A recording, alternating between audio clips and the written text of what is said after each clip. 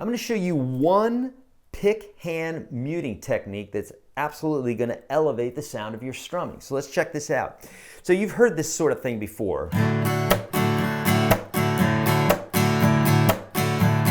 right? Stuck in the middle, right? But a million different songs this has been done with. What's happening is, instead of just strumming,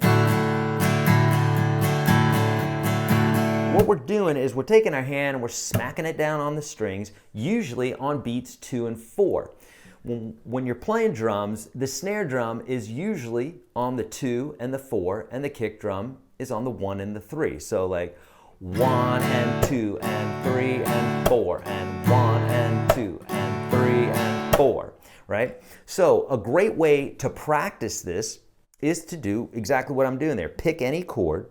On 2, you're going to just take your hand and smack it down on the strings, kind of karate chopping the strings. It's kind of part of your strum, if you will, and it's part of the flow of that. So it's on a down strum. In the case of strumming, right, down strokes are on the numbers and the ands are up. So like 1 and 2 and 3 and 4. And I'm sure you have that down already. If you don't, you'll need to check that out, okay? If we're doing this, instead of 2 and 4 where we're strumming, what we're gonna do is instead karate chop the strings. So here's the way you would practice it.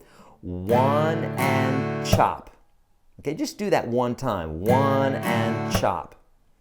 And then you want to try it a couple times in a row. 1 and chop, and 1 and chop. Now, when you do this chop, what you want is the pick to be below the strings. This is really important that you do this, because if it's up here, it's going to throw you off. Reason being is directly after our chop or our mute, we're going to do an up strum. So it's like 1 and chop, and 1 and chop, in order for you to stay in tandem with the proper strumming technique. If you don't do this, it's going to be disaster. So do it. Okay, so here we go.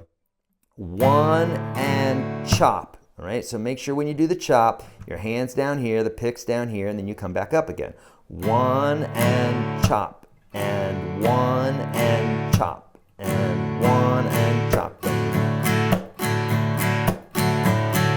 And you don't have to play this fast, but you do need to play it accurately. Now, I'll do the same thing when I'm playing fingerstyle guitar. It's basically the same idea.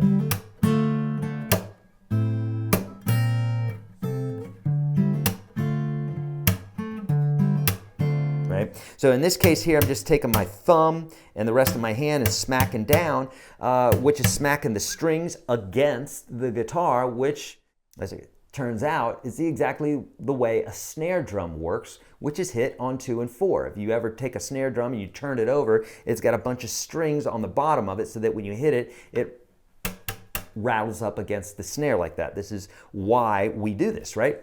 So if you do this, friends, not only is it going to be creating this great rhythmic structure to what you're doing because you're mimicking the drums, but it's just going to sound more interesting. Like, subscribe, comments below. I'll see you in the next video.